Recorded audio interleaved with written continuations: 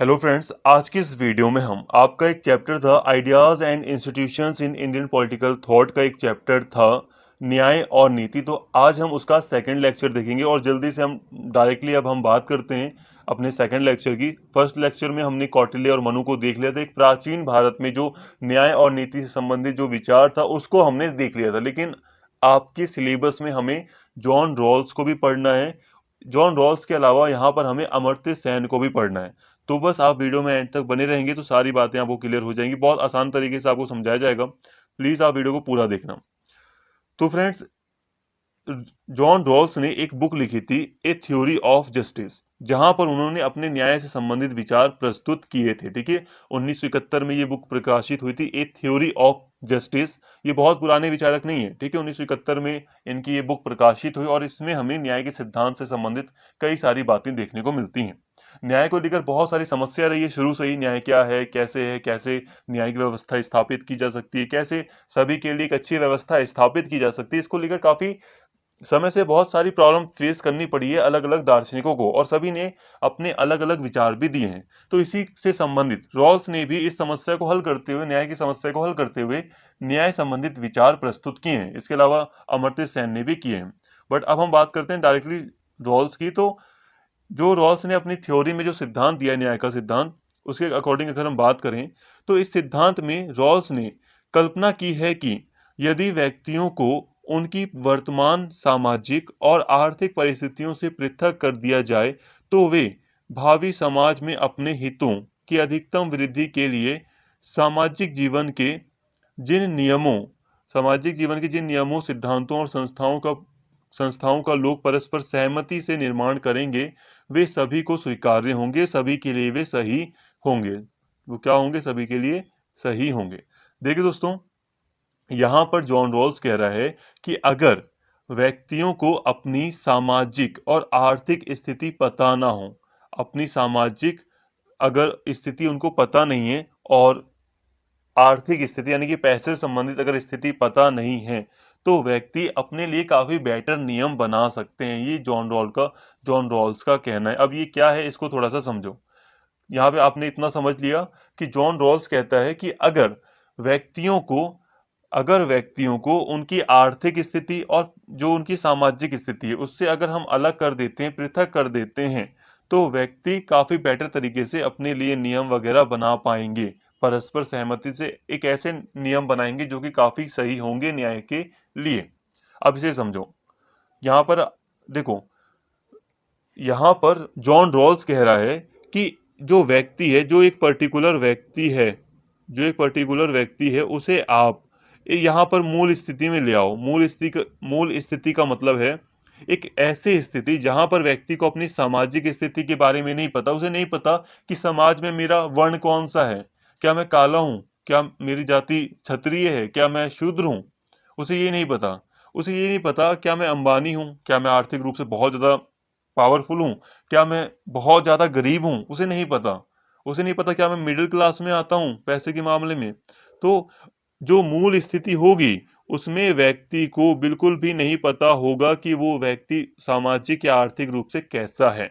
ठीक है, तो यहाँ पे मैंने तीन चीजें यहाँ पे डिनोट करी हैं। पहला ये हो गया, दूसरा ये स्थिति हो गई, तीसरी ये हो गई। तो पहली स्थिति है मूल स्थिति। ठीक है, एक साइड है मूल स्थिति, इन्हें आप एक लाइन में लेकर चलो।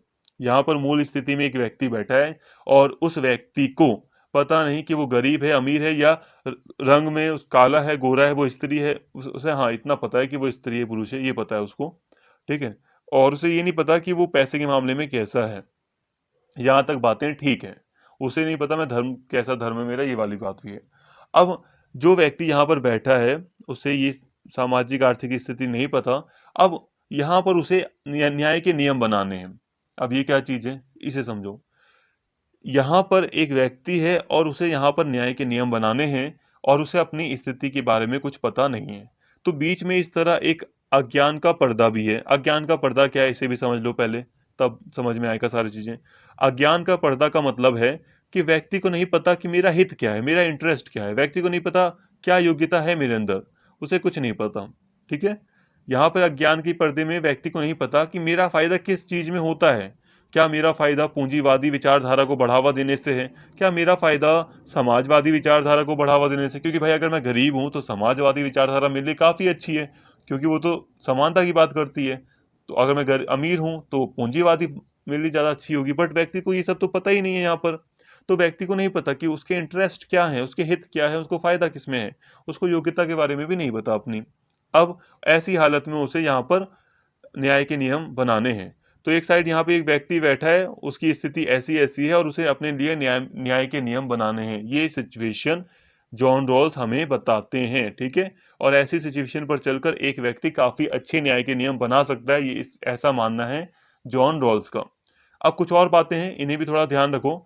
जो व्यक्ति होगा दोस्तों, जो पर्टिकुलर व्यक्ति, थोड़ा सा मैं जूम कर रहा हूँ, जो पर्टिकुलर व्यक्ति है उसे थोड़ा सा मनोविज्ञान है, उसे थोड़ा सा अर्थशास्त्र के बारे में जानकारी है, उसे थोड़ा न्याय सिद्धांत के बारे में थोड़ी जानकारी है। मतलब जो व्यक्ति है उसे अपनी सामाजिक स्थिति के बारे में जानकारी नहीं थी, लेकिन मनोविज्ञान के बारे में उसे थोड़ी बहुत जानकारी है। उसे पता है कि मैं स्त्री हूं या मैं पुरुष हूं, उसे ये पता है। उसे स्त्री पुरुष के बारे में पता है, थोड़ा बहुत इंसान के बारे में पता है, उसे इकोनॉमी वगैरह के बारे में पता है, उसे पता है कि पूंजीवाद क्या होता है, उसे समाजवाद क्या होता है। उसे अपनी स्थिति नहीं पता, लेकिन कॉमन बातें उसे पता है कि अगर एक गरीब व्यक्ति होगा तो उसके साथ कितना अत्याचार हो सकता है, उसे ये बात भी पता है। तो थोड़ा बहुत उसमें विवेक है, उसे बस अपनी स्थिति नहीं पता। ये वाली बातें हैं।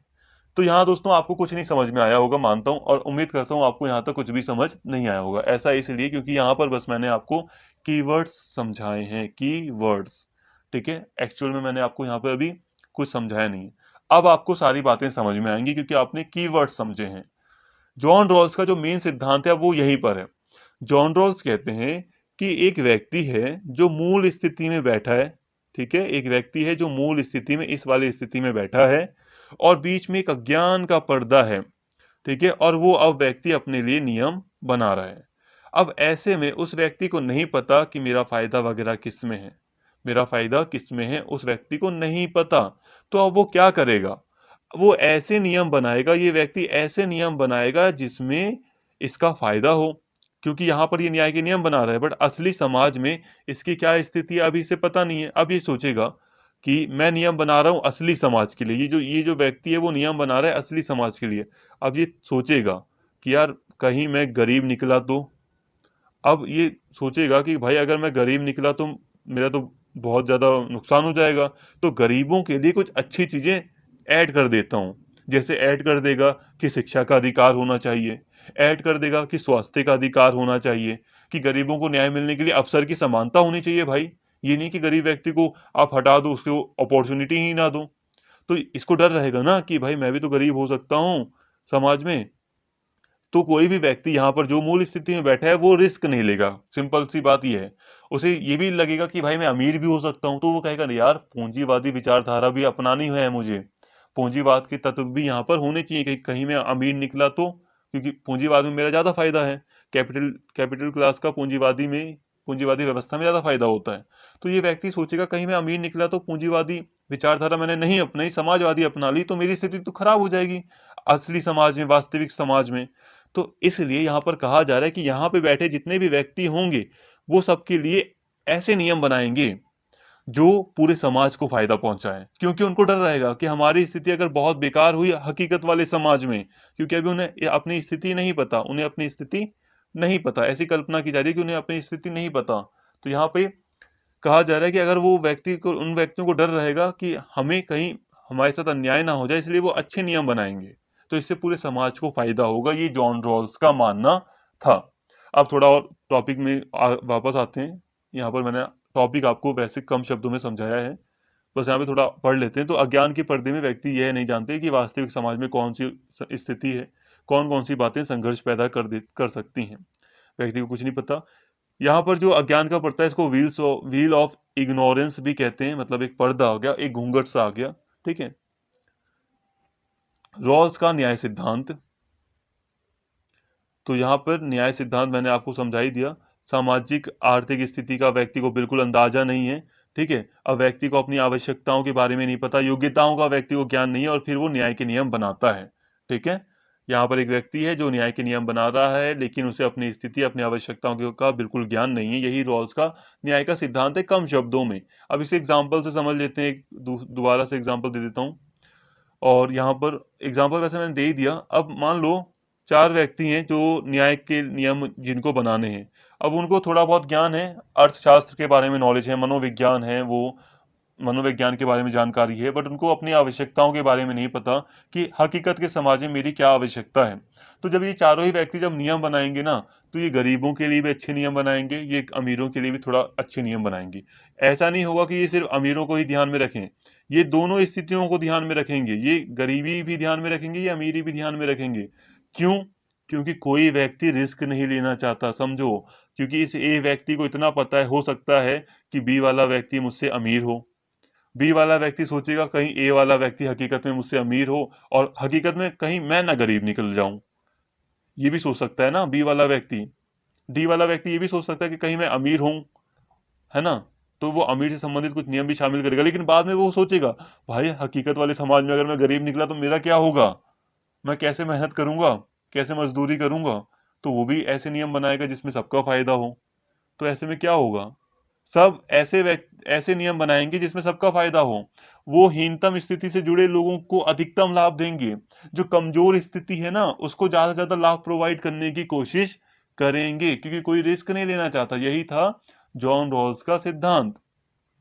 रॉल्स ने कहा है कि जब मूल स्थिति की शर्तें पूरी हो जाएंगी, जैसे मूल स्थिति मैंने बता दी ना, जब व्यक्ति को अपनी सामाजिक आर्थिक स्थिति नहीं पता, वो जब मूल स्थिति की शर्तें पूरी हो जाएंगी तो व्यक्ति कोई जोखिम उठाने को तैयार नहीं होंगे। क्योंकि प्रत्येक व्यक्ति को यह अंदेशा, यह विश्वास रहेगा या यह शक रहेगा कि यह संदेह रहेगा कि वास्तविकता इस प्रकट होने पर वह अपने आप को हीनतम स्थिति में पाएगा। देखो, यही कह रहा है जॉन रॉल्स कि अगर मूल स्थिति की सारी शर्तें पूरी हो जाती है ना, जब व्यक्ति को ज्ञान नहीं रहेगा अपनी आर्थिक सामाजिक स्थिति का, तो व्यक्ति कोई भी जोखिम या रिस्क उठाने को तैयार नहीं होंगे, क्योंकि सबको ये शक रहेगा कि कहीं मेरी वास्तविक स्थिति बेकार ना निकले।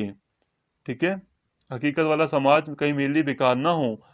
इसलिए इसलिए जो प्रत्येक व्यक्ति है वो यह मांग करेगा कि हीनतम स्थिति से जुड़े लोगों के लिए अधिकतम लाभ की व्यवस्था होनी चाहिए। मतलब जो कमजोर तबके के जो लोग होंगे, वर्ग के लोग होंगे, उनको ज्यादा से ज्यादा लाभ दिया जाए ताकि वो अपनी स्थिति को सुधार सकें। तो ये विचार सभी लोग अपने इसमें शामिल करेंगे। इससे प्रत्येक व्यक्ति, अब इससे क्या फायदा है रॉल्स के सिद्धांत का, तो देखो इससे प्रत्येक व्यक्ति सुरक्षित अनुभव करेगा। क्योंकि सब अब जितने भी कानून बनाने वाले जो व्यक्ति थे मूल स्थिति में, वो सुरक्षित अनुभव करेंगे। क्यों? क्योंकि अब उन्होंने जो हीनतम, जो कमजोर स्थिति के लोग होंगे, वर्ग होंगे, उनके लिए भी एक ऐसे कानून बनाए हैं जिससे उनको फायदा मिले। तो वो अब सुरक्षित महसूस करेंगे। वो महसूस करेंगे कि अगर मैं गरीब भी निकला तब भी मेरे साथ इतना अन्याय नहीं होगा, मुझे न्याय ही मिलेगा, मुझे अवसर की समानता मिलेगी, मुझे दोबारा से अमीर बनने का मौका मिलेगा। ठीक है, ये चीजें हैं।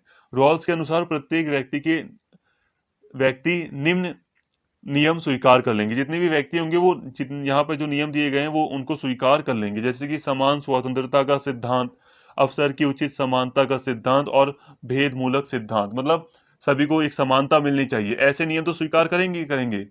सभी को समान स्वतंत्रता मिले, ठीक है, चाहे वो अमीर हो गरीब हो, सबको एक जैसी स्वतंत्रता मिले, सबको अवसर की समानता मिले, सबको उचित समानता मिले, किसी के साथ भेदभाव ना हो, भेद मूलक सिद्धांत अपनाएंगे। ठीक है, भेदभाव ना हो किसी के साथ। तो ये सारी चीजें हैं रॉल्स के सिद्धांत में। जहां तक हमने रॉल्स के सिद्धांत को काफी बेटर तरीके से समझा है, कुछ बातें अगर नहीं समझ में आई तो आप वीडियो एक बार दोबारा देखोगे तो क्लियर हो जाएंगी सारी चीजें। यहीं पर स्टॉप करते हैं, हमारी अभी रॉल्स की बातों को यहीं पर स्टॉप करते हैं। अब अगर हम आलोचना की बात करें तो आलोचना यहाँ पे आप देख सकते हैं। देखो दोस्तों, आलोचनाएं बहुत सारी हैं, बट आलोचनाएं हमें नहीं पढ़नी इतनी। हमें पढ़ना है मेनली अमर्त्य सेन को। तो अमर्त्य सेन ने एक रॉल्स के सिद्धांतों की आलोचना करते हुए कई सारे विचार प्रस्तुत किए हैं। अब प्रोफेसर अमर्त्य सेन ने कई रॉल्स के अपोजिट, रॉल्स को मतलब उसकी आलोचना करते हुए ही इन्होंने अपने न्याय का सिद्धांत को प्रस्तुत किया। इनकी एक बुक थी आइडियाज ऑफ जस्टिस नाम की एक बुक थी, जिसमें उन्होंने न्याय की बात की है। अब इनके अकॉर्डिंग अगर अगर हम बात करें तो बहुत ही कम शब्दों में समझेंगे। देखो, इनके अकॉर्डिंग प्रोफेसर अमर्त्य सेन कौन थे, पहले ये बता देता हूँ। ये भारतीय व्यक्ति थे, ठीक है। ये भारतीय इकोनॉमिस्ट रहे थे, बहुत बड़े, इनको नोबेल पुरस्कार भी मिला था। इन्होंने एक सूचकांक बनाया था, एक मुझे याद नहीं आ रहा एग्जैक्ट क्या था, बट सूचकांक बनाया था जिससे एक, मतलब कुछ भी था, ठीक है वहां तक। अभी हम बस इतना समझ रहे हैं कि इन्होंने न्याय के बारे में क्या बातें कही हैं। तो अमर्त्य सेन ने कहा है कि जितने भी प्रकार के अन्याय हैं उनको समाप्त कर दो, वही न्याय है। अब एक गरीब व्यक्ति, तो गरीब व्यक्ति के साथ किस तरह से अन्याय हो रहा है? अन्याय ऐसे हो रहा है कि एक गरीब व्यक्ति अपने अधिकारों का यूज नहीं कर पा रहा, तो उसके अधिकार, वो अपने अधिकारों को कैसा यूज कर पाए, यही न्याय है, ठीक है। मतलब गरीबी खत्म की जाए, ये न्याय है। व्यक्ति अपनी स्वतंत्रता का प्रयोग नहीं कर पा रहा तो वो अन्याय है, तो उस अन्याय को खत्म करो, तब व्यक्ति को न्याय मिल जाएगा। तो यही प्रोफेसर अमर्त्य सेन मानते हैं। फिर भी थोड़ा सा इन्हें भी पढ़ लेते हैं थोड़ा डिटेल में। देखिए दोस्तों, जो प्रोफेसर अमर्त्य सेन रहे हैं, इनको, इनका अगर हम स्वतंत्रता पर विचार देखें ना, तो इनका विचार है, ये न्याय के कॉन्टेक्स्ट में ही है सब कुछ, ठीक है। तो अगर हम बात करें न्याय के कॉन्टेक्स्ट में, ये स्वतंत्रता पर, लिबर्टी पर अपने विचार देते हैं। ये कहते हैं कि अवसर और प्रक्रिया दोनों की स्वतंत्रता होनी चाहिए, वो दोनों में समानता होनी चाहिए। रॉल्स क्या करते थे? रॉल्स कहते थे अवसर की समता हो, अवसर एक बराबर दे दो बस। बट यहाँ पर जो प्रोफेसर हैं, जो प्रोफेसर सेन हैं, प्रोफेसर कहने का मतलब होता है काफी विद्वान व्यक्ति रहे हैं, ठीक है। तो इन्होंने प्रक्रिया की भी बात की है कि प्रक्रिया की भी स्वतंत्रता होनी चाहिए, जो प्रोसीजर अपनाया जाना चाहिए वो भी बिल्कुल निष्पक्ष हो, वो न्याय है। तो रॉल्स का यहाँ पे क्रिटिक करते हुए, एक आलोचना करते हुए, यहाँ पर ये अवसर और प्रक्रिया दोनों की समानता पर बल देते हैं कि जो प्रक्रिया है, जो प्रोसीजर है, वो भी पूरी तरह साफ साफ निष्पक्ष होना चाहिए। अब यहाँ पर सेन के जो न्याय के सिद्धांत है, उसमें सबसे बड़ी चीज है सामर्थ्य मापदंड। सामर्थ्य यानी कि कैपेबिलिटी अप्रोच या दृष्टिकोण भी आप इसे कह सकते हैं। देखिए दोस्तों, यहाँ पर अमर्त्य सेन का मानना है कि हमें व्यक्तियों की आंतरिक और बाह्य जो कैपेबिलिटी है, जो योग्यता है, जो सामर्थ्य है, इस पर ध्यान देना चाहिए। अब एक व्यक्ति को शिक्षा दी जा रही है, शिक्षा के अधिकार के अंतर्गत उसके न्याय करने के लिए उसको शिक्षा दी जा रही है। लेकिन अगर एक व्यक्ति की आंतरिक स्थिति को आप नहीं जानते, व्यक्ति किस एज का है, उसकी मानसिक स्थिति कैसी है, वो किन बातों को समझ पाता है, किन को नहीं समझ पाता, अगर आप उसको उसकी कैपेबिलिटी के अकॉर्डिंग उसके साथ व्यवहार नहीं करेंगे, तो वो अन्याय है। अगर आप उसकी उसकी कैपेबिलिटी के अकॉर्डिंग उसको मजबूत नहीं बनाएंगे या उसको अच्छी चीज उसके साथ नहीं करेंगे, तो वो उसके साथ अन्याय है। यहाँ पे बाहरी स्थिति का भी यही हाल है कि बाहरी रूप से भी हमें पता होना चाहिए कि व्यक्ति कितना सामर्थ्य। मान लो एक दो व्यक्ति हैं, ठीक है, वो स्कूल जाते हैं, दो व्यक्ति हैं वो स्कूल जाते हैं। एक व्यक्ति जो है वो चिंतित रहता है कि मुझे मतलब पैसे भी कमाने हैं, पार्ट टाइम जॉब भी करनी है। और एक व्यक्ति है जो चिंतित नहीं रहता। एक व्यक्ति आंतरिक रूप से चिंतित रहता है और एक व्यक्ति आंतरिक रूप से चिंतित नहीं है। दूसरा अगर हम बाहरी रूप से देखें, तो एक व्यक्ति जो बाहरी रूप से भी काफी हेल्थी है और दूसरा व्यक्ति जो था वो बाहरी रूप से भी काफी कमजोर है। तो यहाँ पर आप दोनों को शिक्षा दे रहे हो, लेकिन शिक्षा देने के साथ यहाँ पर आप अन्याय कर रहे हो। अन्याय कैसा? कि ये व्यक्ति चिंतित रह रहा है, चिंतित रह रहा है मतलब ये इसके साथ अन्याय हो रहा है। इसको ऐसी फैसिलिटीज दी जाएं जिसमें ये सिर्फ अपनी शिक्षा पर बल दे सके इस वाले व्यक्ति के साथ। जैसे कि एक पर्टिकुलर व्यक्ति है तो इसके पास पूरी सुविधाएं हैं, ये इसका पूरा फोकस शिक्षा लेने पर है, ये इंजॉयमेंट में है। और दूसरा व्यक्ति चिंतित है, परेशान है, उसको अपने पैसे का इंतजाम करना है पढ़ाई के लिए। तो जो ये व्यक्ति है, इसको ऐसी सुविधा दी जाए कि ये इतना चिंतित ना हो और इसे भी इस व्यक्ति की बराबर ही न्याय मिल सके। तो ऐसी व्यवस्था होनी चाहिए। बाहरी रूप से भी यही चीजें हैं। जैसे कि कई बार हम देखते हैं कि अमीर जो घर के बच्चे आते हैं, जो मतलब काफी बड़े स्कूल में पढ़ते हैं, तो उनका हम क्या देखते हैं कि वो कई बार आगे बढ़ जाते हैं। तो इसका कारण होता है कि वो आंतरिक रूप से और बाह्य रूप से काफी सशक्त हैं, काफी मजबूत हैं। बाहरी रूप से भी वो काफी ताकतवर हैं, मतलब काफी स्ट्रांग है और पैसे के मामले में काफी स्ट्रांग है। आंतरिक रूप से भी वो काफी स्वस्थ हैं, सब कुछ ठीक है। पैसे के मामले में या दूसरी चीजें भी सब कुछ सही है। और मतलब काफी बड़े घर से आते हैं, तो वो बच्चे काफी आगे निकल जाते हैं। वो टेक्निकल टेक्निकल चीज में काफी आगे निकल जाते हैं, उनके पास रिसोर्सेज बहुत ज्यादा हैं। तो दूसरे जो कमजोर बच्चे होते हैं, मतलब छोटे घर के जो बच्चे होते हैं, वो इतना आगे नहीं निकल पाते। तो यहाँ पर इसको अन्याय कहा है अमर्त्य सेन ने। तो न्याय का मतलब है कि आंतरिक और बाह्य रूप से जो कमजोरियां हैं, जो अन्याय हो रहा है, इन पर ध्यान दिया जाए। इसके अलावा अमर्त्य सेन दो चीजों पर बल देते हैं। वो कहते हैं कि न्याय करने के लिए निरंतर बातचीत होती रहनी चाहिए। अब जैसे कि कुछ नियम वगैरह बना दिए गए, आपने कुछ नियम बना दिए न्याय से संबंधित, लेकिन क्या ये स्टैग्नेंट रहेगा, क्या ये स्थिर रहेगा ये नियम? नहीं ना, समय के अकॉर्डिंग इसमें कुछ बदलाव होना चाहिए। इसलिए निरंतर बातचीत की आवश्यकता है, कंटिन्यूअस बातचीत होती रहनी चाहिए नियम वगैरह बनाने से संबंधित, और इसमें सुधार कंटिन्यूअसली इम्प्रूवमेंट किया जाना चाहिए। जैसे कि न्याय से संबंधित नियम ये बनाए, वो बनाए, तो इसमें सुधार हो। अब यहाँ पर न्याय का थोड़ा मतलब भी समझ लो आप लोग। देखो, कंफ्यूज मत हो, यहाँ पर न्याय का मतलब है कि क्या किस व्यक्ति को एक बराबर चीजें मिल रही हैं, उपलब्ध हो पा रही हैं या नहीं, ऐसे समझो इसको। यहाँ पे आपराधिक न्याय शामिल नहीं है, आपराधिक न्याय भी शामिल है, बट डायरेक्टली शामिल नहीं है कि आपराधिक न्याय वगैरह कैसे मिले एक व्यक्ति को, किसी के साथ कोई विक्टिम है उसे न्याय कैसे मिले, ये चीजें शामिल हैं। बट इसके अलावा यहाँ पर बल दिया जा रहा है कि जो अप्रत्यक्ष अन्याय है जिस पर हम ध्यान नहीं दे पाते, जैसे कि शिक्षा के मामले में कई सारे लोग वंचित रह जाते हैं। शिक्षा में साफ साफ हमें दिखाई देता है वंचित है, लेकिन कुछ चीजें हिडन रह जाती हैं। जैसे कि आर्थिक कमजोरी है, आंतरिक कमजोरी, व्यक्ति की पैसे से संबंधित कमजोरी है कि लोग किताब भी नहीं खरीद पा रहे, लोगों के पास मोबाइल नहीं है, टैब नहीं है, अच्छे लैपटॉप नहीं है, तो ये चीजें हैं। तो ये भी एक अन्याय के तौर पर अमर्त्य सेन ने इसको लिया है, तो इसकी पूर्ति होनी चाहिए। इसीलिए निरंतर बातचीत और सुधार की आवश्यकता है। तो फ्रेंड्स, यहाँ तक हमने पूरी तरह काफी अच्छे से आपके चैप्टर को, न्याय और नीति के चैप्टर को समझ लिया है।